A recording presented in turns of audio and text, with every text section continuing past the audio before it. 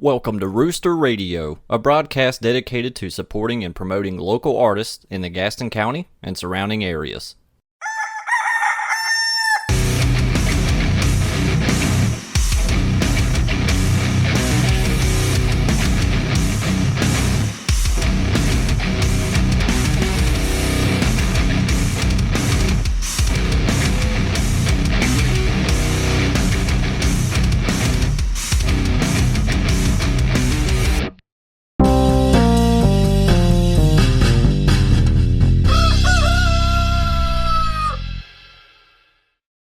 All right, we're good. So, fellas, how are you doing? Thank you for doing this. Hey, no problem. So excited. We are talking to Max and Pablo from Sugar, the System of a Down tribute. I want to go back to the beginning. I really want to talk about pre-COVID. You guys were part of the group of musicians that decided to start putting together these tribute bands. Can you talk a little bit about how that whole thing started? Because you had some real momentum pushing up until COVID. Yeah, COVID really kind of put a bullet in that for a little bit. I'm glad to see so many of those bands survived after, because we didn't know what was going to go on. But the real root of it actually came from Brandon Hinson. I don't know if you know him at all. I don't know who that is. He used to be the general manager over at Live Nation. Okay. And he came up with this really good idea to kind of, to the best of my recollection, start to put together tribute bands with all of these musicians that are in the area that have been playing around for years and years and years. He initially started talking with the guys in Rage Against the Machine. Mm-hmm. And from what I remember, Karsten and him and a group of other people whose names are going to escape me came up with this kind of Queen City collective. Mm-hmm. And one of the big shows that they did up front was a show at the Underground with Enrage, their first show, which I was lucky enough to actually be a part of. I was there for that. Oh, were you there? Yeah, I was there. Yeah, I was lucky enough to start that show off. It's kind of crazy because I haven't done anything with that band in years, and people still come up and go, I know you. And I'm like, oh, yeah, I play in Sugar and this and that. And they're like, no, the Rage Band. And I'm like, that was a while ago, my man. But yeah, that's kind of how it started. That went off. It was really successful. Then Brandon wanted to do a grunge festival night, the Grunge Fest. And so he started putting together these bands. He got a bunch of them from out of state. But then he reached out to our old drummer for the Alice in Chains band and asked him if I can't remember exactly how the conversation started, but it was basically like, man, I wish I had an Alice in Chains band. We could get on this. I just don't know where there is one. And Neil, the old drummer, was like, well, I got an Alice in Chains band. He absolutely did not have an Alice in Chains band. And then he got off the phone with Brandon after. I was like, great, awesome. This is going to be cool.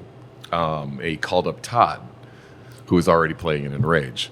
And then they kind of drug me out of retirement because it's like I did that one-off thing for Rage, but I was kind of done. I'd been in the music industry 20 years, toured all over the place, and just I was kind of burnt.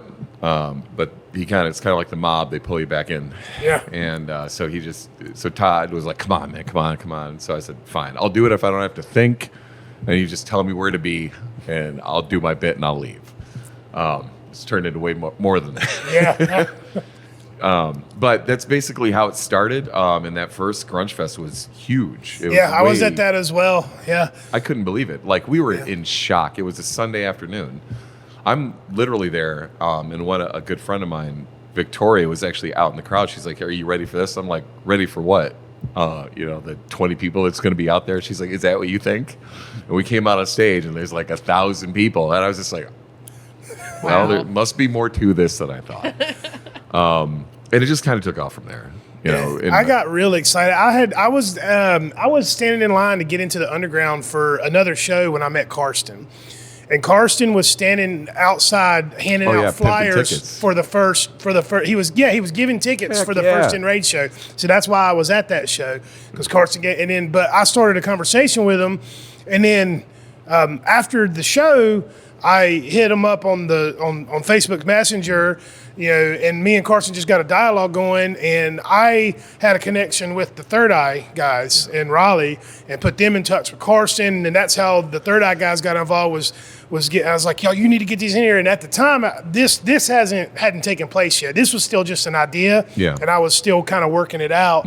So it all kind of came together, and I saw the Grunge Fest was so much fun, and then I got to talking to Todd and Karsten separately about what bands were you in before? Do you have original bands too? And I'm going to throw the same question to you guys. What were your bands before? And before I give you their answer, tell me why you do more of the tributes now than you did with your original stuff. Why don't you start? I started playing, which is kind of a funny story because it all ties back together. I started playing the bass for a band called Kill Privilege, who they were based out of the university area. The only reason I got involved with them was because I was trying to start a System of a Down tribute band. So you already wanted this. This was 2009. Okay. So just time frame. So that never really panned out, but I was still playing with them, and we played for I think about a year solid. After that, I ended up moving to North Dakota, and that's where I linked up with another band there, Opposition Out. Played with them for another year and a half. Then I moved back, but that's when I figured out that these guys were over here doing the Sugar tribute. And I was like, now you do it when I leave. We waited for him to leave. That's right. I'm bitter a little bit. Yeah. Just a little bit. Yeah, the first, you probably, I don't know if you knew it, but a good friend of mine was actually the bassist for this band beforehand, and he was just doing it as a favor to me. He wasn't even like the biggest System of a Down fan. He just wanted to help me out, and he was just felt bad. He didn't want to say no because I asked him to come and play. Great guitarist, by the way. He plays for Scars Remain. His name's Kyle. Awesome dude. Really helped us get going in the beginning. Yeah. But when he decided, it wasn't really for him, then he's already like, come on, let me know. And I'm like, all right, well, let's give him a shot and get him in the band. And it's been great for the band. He's got a hell of a lot of stage presence, as you know. Yeah. Pablo's a lot of fun to watch. He's a man to watch your face. Yeah. I mean, you really do capture the energy of System of a Down on stage. It's crazy how it works out because it's no secret that you and Todd and Jim are all in different tribute bands and you do different things. And one of the things that I really admire about the way you approach it is for each individual tribute you're doing, you're honing that energy of that band. Like watching you on stage doing the Sugar Act is completely different than watching you in Angry Chair. You know what I'm saying? Or any of the other bands. Like you're capturing the vibe, the essence of the band you're playing. You're not trying to make it your own. You know what I mean? Yeah, exactly. I think that I'll get back to your original question after I answer this question. But the biggest thing I think to me is people, when you're doing a tribute band, you kind of want to do it justice. I can't be a perfect Mike Starr. I don't look like Timmy C from Audioslave / Rage. But there's an ethos and there's people, what's the best way to put this? People have brand awareness about the bands that they like. Yeah. And when you perform that music, you have to make them feel like they're in the moment. I love it when somebody comes to me after shows. Like I close my eyes. It was like it was like I was back in 2002 or something like that. I try to ape a lot of the movements of the people that I'm trying to emulate. But sometimes I'll also, the other thing is though, I don't like it to be static. I watched a lot of other tribute bands. There's a lot of them around. I didn't even realize how many there were. But it was just, a lot of them were very stagnant and stale. And it was just like, to me, I try to play it like it's my music, right? Like I wrote it. I'm playing, like if you're a good actor, you want to own it. You want to be divested in the part. You want it to be part of your DNA when you're performing it. And that's the way I feel about tribute bands. It's kind of like I don't get mad at somebody else who acts in a play they didn't write. Right. I'm here to perform this art to the best of my ability. Yeah. But we do take liberties, and I think that's kind of our special sauce. Is that you want it to feel alive and kinetic, and you want to feel that push and pull from the crowd.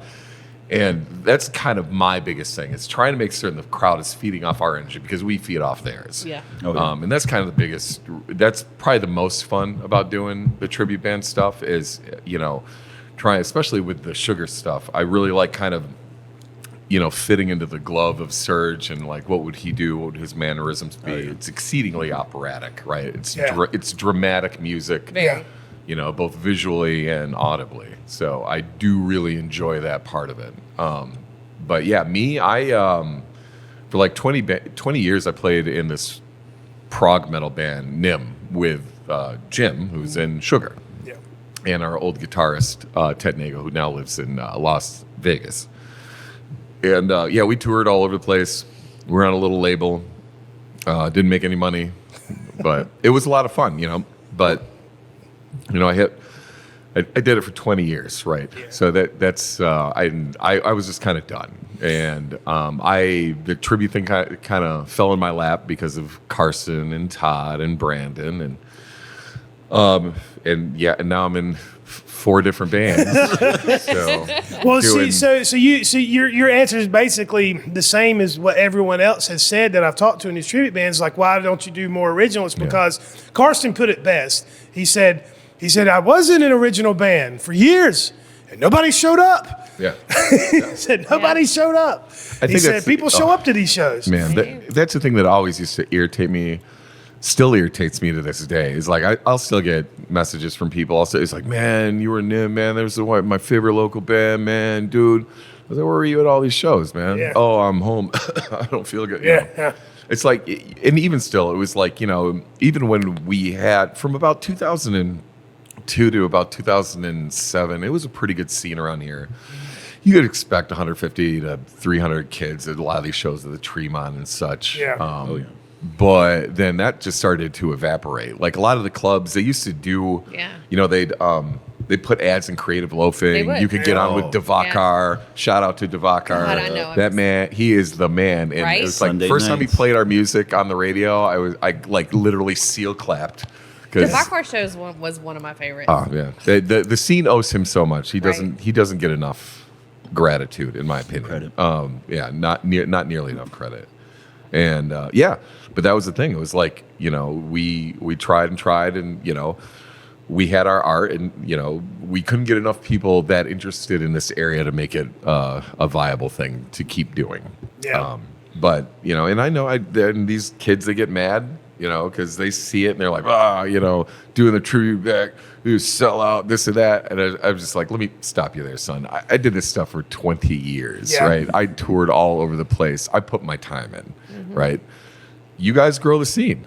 So I couldn't be more happy if it's like all of a sudden, well, let me say this. I love it that people come to these trivia shows. Yeah. But if all of a sudden, like, it dried up and these kids just wanted to solely go to new art that's being done down in Thomas Street or here in the Rooster, more power to them.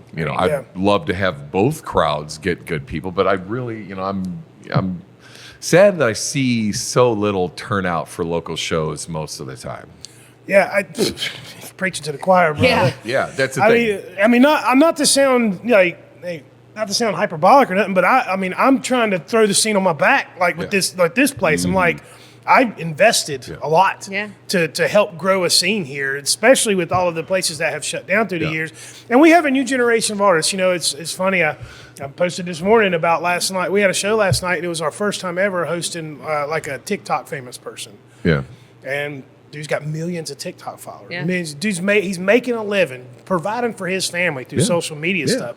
And his music's really not that bad. It's pretty good. Yeah. But the energy in the room, seeing a bunch of young people get into something, the energy. It gives guys like me hope that we can do this. We can Rekindle it again. Yeah, we can get a scene going here. Get back. Yeah, but it's hard, man. People, everyone's got. You're also competing for everyone's attention with everything else going on, and now everyone's got one of these in their hands all the time too. So even when they're at the show, half of them are in this. So it's tough, but we'll have these moments with these local shows where you feel that connection in the room, and like you know, this band right here is really good at that. They're really Very. good at like engaging Yeah. audiences and stuff. But you know, the tribute band thing, you know, people like people have kind of talked shit on us because we do tribute bands. I'm like, why not? Yeah. Why not give people an opportunity? Like I'm probably never going to. I saw System of a Down in 2019, and I'm probably never going to get to see that again. Yeah. Like you know, And that's the thing that people I see, they just to me, when a father comes up to me and he's got his kid with him, and he's like, you know, I'll never be able to thank you for doing this, because my kid is the hugest System fan, and we're never going to be able to, he's never going to be able to see him live. He goes, it's almost a guarantee. You know, they do one show a year, if that, and now that's looking sketchy. That doesn't even right? Dude. And he was just like, literally, like, he was tearing up. And I was just like, you know, your argument's invalid. You hate on me. I don't care. Right. You know, yeah, dude, no, you guys, you don't even know it, but you guys did something for me that I just never thought would happen. You almost brought me to tears the first time you were here, because my daughter, you know, she just will not get into heavy music. My wife and I, we love heavy music, and she's just not about it. Yeah. But we've been listening to this stuff for years, her whole life. Yeah. And the first time you guys played here, she was here with one of her friends. Middle school age girls, 2 middle school age girls, and they were right up front, right in front of you, singing with you to System of a Down. I remember that.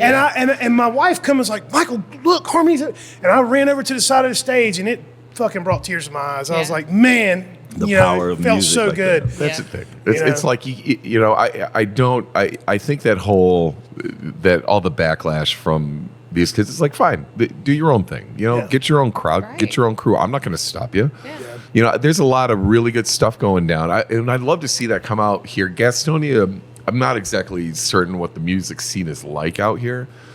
But It's a like, lot I've of- seen a huge, like, there's a bubbling up resurgence of like alt punk and stuff that's going on Mm-hmm. down in Charlotte. Like, I've seen some Yeah. huge Oh, stuff yeah. going on, like Thomas Street and Milestone, where like 2 or 3 bands get. Man, I wish I could remember their names, but I see the pictures, and it's like there's kids out there, they want to do stuff, right? Yeah. And they need they should have it, you know. Yeah. But it's just like, how do you get them to come to a place? How do you get them to know that the Rooster is the place to come for that kind of culture? Things that I like that Michael will do is he'll put a local band sometimes in front of one of the tribute bands, and that way the people who are here Yeah. to They get see to the see tribute, they can be introduced to it. Exactly. So, and I think that's fantastic. Great segue Yeah. into the openers for this show. Yeah. Yes. You know, I'm good for that. Yeah. Tell us about the opener. Yeah, so and first of all, thank you, because like when we do these tribute shows, I'm kind of at the mercy of you guys. Like you know, these guys are used to getting bigger paydays than we normally pay out. So I'm grateful that they're even playing here. But this time, Awesome Ray, who's he's actually from Virginia, but Yeah. he's big in the Charlotte scene. Right. Okay. Like he's come down here. He's performed at Brewstock last year. He He's was a hosted. host, Yeah. and he does a lot, and he travels all over like you did Yeah. in the early 2000s. He travels a lot. Yeah, and he's got another band called Saint Diablo. It's like they're like Oh, a yeah. Hispanic-based kind of metalcore band. And so when we talked about booking them for a show, we were looking at this date we were talking to you and them about Yeah. this date, and I was like, well, what if we did it together? And you guys were gracious enough to allow these guys to come open, and I was like, I don't know how much money's going to be in it, but like let's do it. So now Yeah. you come to this sugar show, you get exposed to 2 other bands that you know you've probably never heard of before, Right. that you're really going to enjoy. Yeah. Yeah. And like she said, you know, it's anytime we do these tribute shows, I almost always bring in at least one local. I mean, we've got a Guns N' Roses tribute coming up in a couple weeks, and that band 6 Story Pyramid's going to open that show. Okay. Yeah. And Good. they're one of the bands that you're talking about. The young they're young, they're Yeah. new, they're fresh, and they're kind of making some noise. Ancre Noir is another one of them. You know, I do really enjoy it when it's like, if it gets more eyeballs on somebody who should have them, then I'm more power to it, right? You know, Yeah. and like I said, we love this place, we support it. You know, we were very, supportive of you guys when you're going through the times of trouble. Yeah, and, it was a rough time, rough couple of months. and and you know, we're just glad to see you survive. So it's just like, but my whole thing is just, we just want to make certain that we can try and, you know, grow our brand, but then also help the scene. You know, Yeah. we're a big we're really big on stuff like that as well. So yeah, it's good. Let's have him on. And is there a second one too, or is it just Saint Well, Diablo? it's Awesome Ray Ray Oh, and Saint Diablo. Okay, so it's- so yeah. Awesome Ray Ray is going to do a quick set of some of his own stuff, and then his band will come out and Nice. open. And No, what kind of genre is Awesome Ray Ray? Awesome Ray Ray is more pop metal, kind of pop okay. pop rock. With just like a little, just a tiny little touch of hip hop, just like a Yeah. little sprinkle. Okay, yeah, Yeah. that's awesome. And No, then that's- Saint Diablo will like be a perfect like step up, like more heavy, less pop, and then you Go guys right come into out it. and crush it. Yeah. It's going to be like a really cool. yeah, that seems really lineup. cool, man. Awesome, Yeah, very cool. It's going to be fun. Pablo, talk a little bit about your experience. Like, do you have any desire whatsoever to still create Branch your own out. music and stuff? Or are you? That is always in the works. I started as an audio engineer, Okay. recording myself. I've got a whole mixer full of music. The only thing is finding the right people to help me, back it up. Right. It comes down to a management thing after that, because the music is there. It's not how do we time manage everybody, how we can get everybody on the same page, and who really wants to be in this band, because the energy's got to be there. Yep. If you see me play, I'm going to go 100%. Right. So No, we see it all the time. Like Yeah. we'll have bands will come to our open mic, and like there was this there's a quick anecdotal. There was a band that came back a few months ago, and they had actually performed here once before at a show, very low attended show, whatever. So it had been a year later. They came to an open mic to perform, and their guitar player was just a dick. Like he was like because we have the back line, and so when you come to open mic, you just kind of plug your gear into our amps and stuff. Right. Yeah. So he was being real nitpicky about like the equipment and stuff, and like his ultimately what he kind of stormed off was like, we're not even getting paid for this, blah, blah, and walked off. And It's open mic. yeah, it's like it's Yeah. open mic, but then It's open mic, buddy.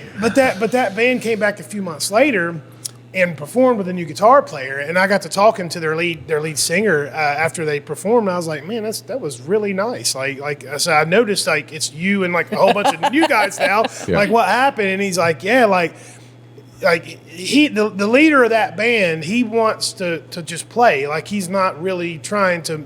Everyone wants to make money, but like Yeah. his heart's in the right place. Yeah. And to your point, Right. you can't have like that toxic energy in your band. Like if you're doing original music, you're accepting that you're not going to make any money. Like Yeah. Yeah. and that's why like we do the door deal thing. We pay out like 100% of the door money. Always goes back to the artist. You know, Yeah. like And I am planning on starting the band, and this will be one of the first places where I'd want to come Hell and yeah. toss it Hell all yeah. out there for everybody Yeah. to yeah. hear. So You so gonna do what's the hip hop thing, or what are you gonna do? No, it's more rock. Oh, there you go. So what do you- I'll heard it here I'll be on first, guitar. folks. Like I'll be on guitar. I won't even be on bass. So you're needing a bass player and a drummer. Drummer, vocals.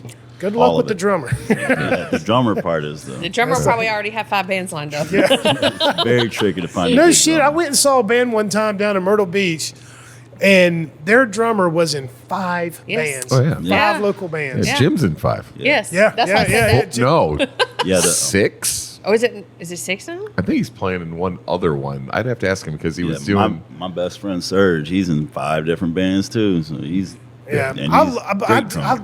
love this. Like I love people like that are just so into it, so passionate. That's what they wanna You do. just can't Yeah. stop doing it. Yeah, you and, know what I and mean? that's the thing. It's like Jim is in it to play. That's Right. it. He give him a buck, he'll show up. You know, that's, he's always been like that. Like I said, I've been playing with a man for 27 years. Something. Oh my God, how long has it been since? However long 1995 is. So what is it? 21 A years. long is that? time ago in a galaxy far, far away. Yeah. I mean, Jim is one of the best drummers in this area. I mean, Oh wait, no. he's fantastic. Yeah. Almost 30, 29 Third, years. yeah, it's good. Good yeah, damn it! 29. I was like, no. He's like, that math is way off. The math is not method. like, I my was going to brain- let it fly, but No. I'm sitting there. You saw it. I was like, no. My brain is like not letting me do the math. I'm like, you're missing a That's why you decade, got the dude. answer that I gave. Yeah. Thank you for math. almost letting me slide on that. But my brain wasn't like the left brain was Can't going do no. Add 10 years to that, my dude. I'm like, ah. Yeah, but no, he's fantastic. I mean, first of all, he's got one of the most impressive kits, that we've ever seen here. Yeah. And he's just Sorry, I'm laughing. I had to deal with Tim on the back end with his big ass kids. Jim is like the nicest guy in the world until like that hour before showtime. I love you, Tim. Yeah. A lot of that is, a lot of that's probably me pressuring him to be here on time Yeah, that to part. get his kid on the stage. Yes.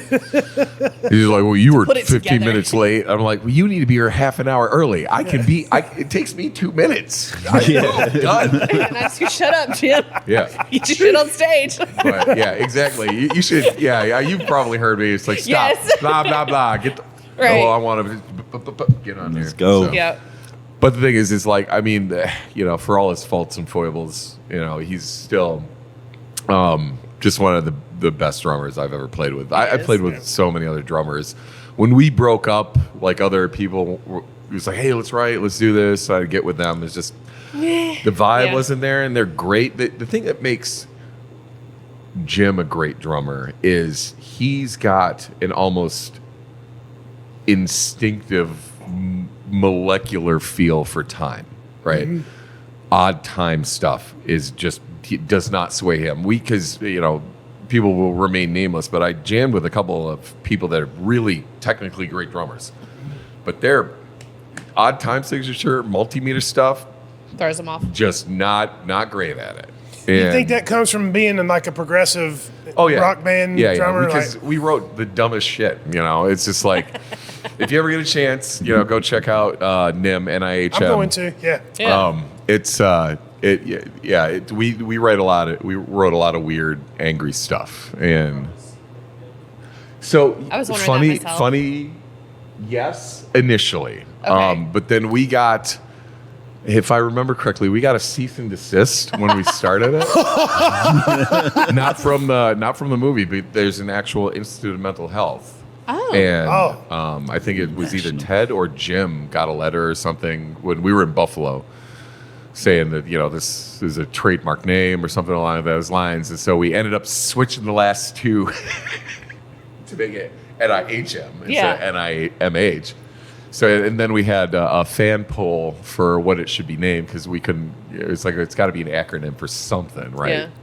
And it ended up being Nothing in Here Matters. So Nice. which I Love thought it. was a pretty cool name. So I'm like, great, we'll go with that. Right. It's a good catch on that. So, but yes, it was originally after the movie Secret of Them Yeah. because I thought National Institute of Mental watched Health that was a good forever. band name. Yeah, I always kind of, well, what's the right word? It really turns me off, like how litigious people are. Like yeah. you know what I mean? Like especially with like band names, it's like, okay, so there's Really? so there's a band name that's same. Like, isn't that good for you? Like, it's like, because like if you're a huge organization, you're still going to be at the top of the Google search, right? Yeah. Yeah. Oh yeah. I mean, it's not even just the litigiousness of it. It's just like, I think it's kind of funny that there's back in the early '90s there was this alt band called Sugar. Oh yeah. And I can't remember, and they were a good band, but it's just I can't remember Robert who. Mould. Oh yeah, Robert Mould. Yeah, and it was a kind of just this alt rock guy did all this college rock stuff back in the day. And there's like people get on our page, they're like, Sugar, that's the name of this band. Brr, brr, brr. I'm just like, look, my dude, I don't mean to be the bearer of bad news, but no one's thought about that band for 30 years. But don't get me wrong. I mean, it's a great band, but and it's like, and I understand, but it's just like, people just want the litigiousness. I think is an offshoot of just people just wanting to hate a lot of times. They're not even going to be, most of the time when people get into lawsuits, everyone loses, but the lawyers, just so you know. Yeah. It's just, Yeah. you just want to swing your dick to make certain that you shut this thing down. You know, it's things that, I've learned in the corporate world and a bunch of other stuff. It's like, there's usually the reason for being litigious isn't because you're going to make a lot of money out of it. It's because you either want to send a statement or you want to be a jerk. Yeah. Yeah. And That's why it turns me off so much, because I know at the root of it is hate. The root of that type of behavior is hate. Make no mistake about it. Yeah, in many cases it is, and it's like there's two different sides to it. It's like, do you let somebody who is doing something actually wrong get away with it?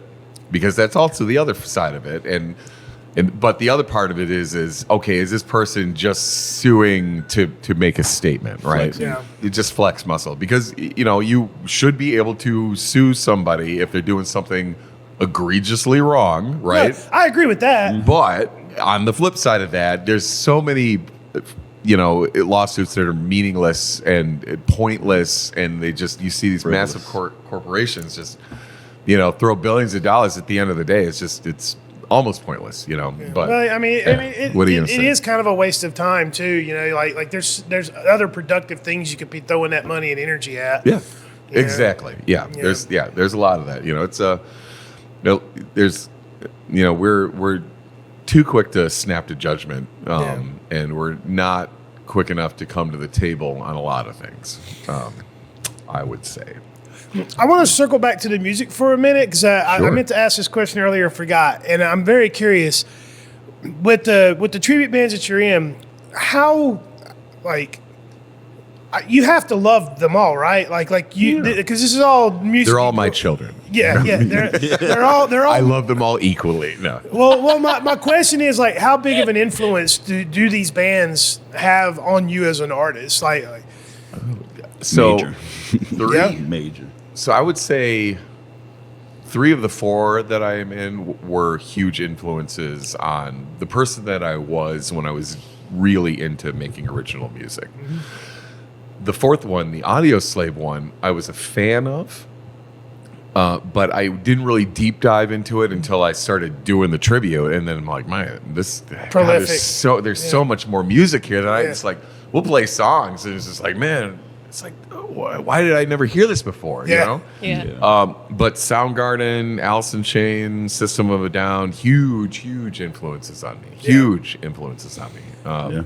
I don't think Chris Cornell got the appreciation he God, he deserved did not. when they were at their height. He did not. It wasn't until later in his career and after he died that people really finally sunk in just how good and how prolific that man was. You ever hear that man sing Ave Maria? Oh, yeah. Well, that's the problem. People love you when you're martyred. Yeah. That's what happens. Now that they're dead, you see that on Facebook and Instagram. Somebody passes, oh man, I was going to reach out. They were one of my best No, you friends. weren't. It's like, you haven't talked to that person in 10 years. Yeah. It's like, let's be honest. They call that virtue signaling. Oh yeah. It's definitely something. But it's I see it all the time. It's like, it always makes me sad. It's like, if you did feel that strongly about somebody now, then you must have felt that way when they were alive, and then why didn't you do something about it? But we don't. It's just human nature. So, and I see that. Chris is now. He's on billboards, and I love it. Everybody's giving him the due that he's due. It's one of my favorite voices ever. Oh my God, yeah. Yeah, him. And it's funny because after, I remember after he passed, we'd already lost, Kurt Cobain and Lane Staley, and I saw the memes going around with pictures of Eddie Vedder saying, "Protect this man." Yeah. Very But, true. I think Weiland died before Chris too, Weiland. right? Yeah. I forgot about him. Yeah. It's tragedy, the 90s. There's a reason why they wrote with so much pain, right? They had a lot of baggage. Well, Midnight Massacre made a really good point about how grunge changed music, but everything was fun up until then. Well, it's in that. that documentary too. That's what we were talking about Yeah. in that. It's like there's a documentary that was about the 80s hair bands rock and how everything was fun, party. And then grunge came in, and it's just like, oh, I don't want to party anymore. I want so sad. to feel my feelings. Yeah. Honestly, that was. I remember.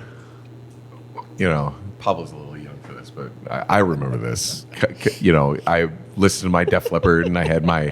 I listened to Metallica. I still listen to Metallica, and freaking Stryper and Motley Crue and all those. But I remember there was always this little nagging thing in the back of my brain, like, hey, your life ain't like that. Yeah. Your life isn't anything like that. And then when grunge hit, I'm like, yep. Yeah. That's more where I'm at. That's It where really we did are. strike a Yeah. chord with the whole It's generation. resonating. Everybody Really got did. so mad. And I was like, no, that's just the zeitgeist. No one's actually happy. Yeah. We have moments of We're it. pissed as fuck. Yeah. So, and that's what happened. It was like, you know what? Shit does suck. Why don't we talk about it? And that's what I took from that, you know? Yeah. And and I talked to a lot of these people. It's like, oh, you listen to Alice in Chains, you know, they really promote the use of hard drugs. And it's like, when I was listening to it, to me, it didn't make me want to do drugs. It sounded awful. Like, this man is in the worst pain ever. Right. Yeah. You know, and it's just like, you know, the Dirt album, it's one of the most torturous albums I've ever listened to in my life. It's all the ups and downs of being an Yeah, addict. And yeah, as a person yeah. who has dealt with that in his past, I get it. Yeah. So Yeah, that album, start to finish, Yeah. is a roller coaster of emotions, and it's so, I hate to keep using this word, but it's very prolific. Like, if you've ever been Word of the day. Yeah. If you've ever been Roll. in that situation, or if you've ever known somebody Yeah. in that situation, I mean, how do you not get that album? You know what I exactly. mean? Yeah. It's a touchstone for, you know, that's just the Generation X, you know. Yeah. We were the lost generation. I mean, we're still forgotten about. But that's I know, right? You know. So if you're watching this at home, you can take shots every time Michael says prolific. We need to start Turn it saying into a drinking game. You need to start like branching out, start saying like proliferation. Yeah. I've been Well, it's proliferate just- in my that's- use of the that word. was my takeaway from the grunge era. I'm Gen X, but I'm at the very ass end of Gen X. Like, Yeah. I'm one of the youngest of Gen X, and you know that, you know, I was a teenager in the '90s, and you know that music was just speaking to me, man. really You was. know, they were singing about the same Yeah. experiences I was dealing with, and Yeah. you know, a lot of it, you know, helped me grow, helped me get Yeah. through stuff. You know, just like every generation has their songs and their art that helps them Right. get through, and you know, Amen. and then that kind of led into nu metal, which kind of gave birth for a band like System of a Down to just come out of Yeah. nowhere. Oh, yeah. Remember the first time you heard a System of a Down Yeah. song? Yeah. You were like, what the fuck is this? Exactly. Yeah. What is happening? Yeah, To me, it was yeah. kind of like, you know, the death of the 80s put you through the stages of grief. Yes. Right? Yeah. Because you knew was wrong. And the first part of it is you're dealing with the grief. But then the new metal part is shit sucks. Now I'm angry. Yeah. Right? And now it's like, bah! It's like, what do we do with all of this pent up emotion that we don't know what to do with? And it's just like a lot of us there were like, hey, the next best thing is it's like, well, now I'm done feeling sorry for myself. Now I want to punch something. Yes. You know? I just want to break It's stuff. one of those Yeah. days. Yeah. Kind of knew we would both go Exactly. there. You know? I remember it's like when I think it first started though with like Pantera. You know, it's like the very that vulgar They display of are a power. bridge band. Yeah. They are They are a huge. bridge band. That groove metal, Yeah. man, it was just like, and that's why they had such lasting staying power. You know, it's Yeah. like, you know, they just didn't come with all of the baggage of the 90s. Like even the great bands like Testament and Slayer and Anthrax, they still had some of that 80s baggage with them, unfortunately, right? Yeah. But Pantera had none of that, even though if you go look up their old Their first albums, oh my gosh. They should have been caught, but they weren't because there was not enough social media back then. There was no internet. But Vulgar, when that came out, when I heard Repent, I popped a boner immediately. I was like, the beginning of Mouth for War, I was like, that's what made me want to sing, right? Hip hop, Motown, the 80s, new wave music, that's the stuff that made me want to play bass. But to be a metal vocalist was hearing Phil and someone go, Rip! And I was like, oh! Yeah. That was exactly where that hit for me. So, Nice. but yeah. What were your influences, Oh, Pablo? my brother was the biggest influence because he, for some reason, he had a knack of finding new music. So it was a lot of hip hop that was coming out. I mean, I'm from Houston, Texas, so we were in the middle. Down south rap was starting to come up. You had All the Rap A Lot record stuff. Yeah, DJ Screw was still doing his thing. This was with 97, 98. And I was getting a lot of like Wu-Tang coming down, Onyx, Farside, and then West Coast with Cypress Hill, Fun Loving Criminals, and just Rage Against the Machine started coming in because my brother was really big on like the Hispanic culture and the influences that had on music. So Cypress Hill was one of his biggest go-tos. I love Cypress. Along with when he figured out that Zach De La Rocha is a Hispanic activist almost, and now he's over there doing rock music, and they're riot music. killing it. They are killing it in the name of. So he put me on to a lot of that, and that's where I found. But he's the movie guy. He loves movies. That's what he did. I did the music. He put me on Slipknot. He put me on the Korn. He put me on to System of a Down. Everybody has that one friend that like introduces you to everything. Yeah. Like, for me, it was my best friend's cousin. He was a few years older than we were, and when we were like 11, 12 years old, he was already a teenager, and he was already like riffing, like playing Pantera, Metallica riffs on guitar. He introduced me to Primus. He introduced us to Pantera, Metallica, like all that late 80s, early 90s stuff is all because of his name's Jeremy. Love you, dude, if you're watching. But he introduced, and what was crazy is like what captured me about him was like he'd play something, and like before the song was over, he was already capturing the riff. Like he just had that ear for guitar. And I always hated it. He never could like get a band to stay together. Just like you were saying earlier, he went through the same thing. He was so fucking gifted, but never could get a band that could A, keep up with him, and B, stay together. That's hard. I think the biggest problem with bands that I see is like no one wants to make waves in the band. The reason that I stayed with the same dudes for a long time, a couple of decades, right? And even longer now with Jim, is that we'll fight. Like fight.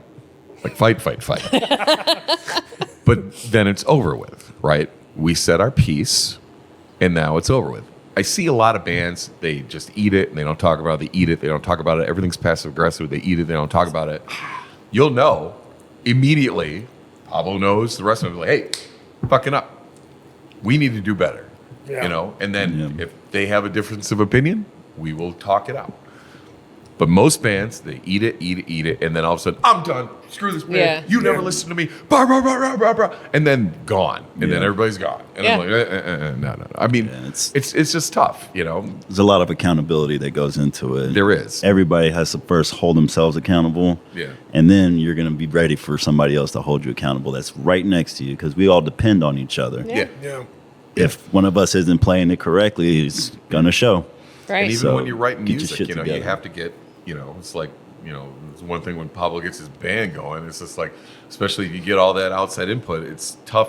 It's either you were going to be a dictator, this is my way, and you get people that are cool with that, and they're like, show me what you want me to do, boss, and we'll do it. Yeah.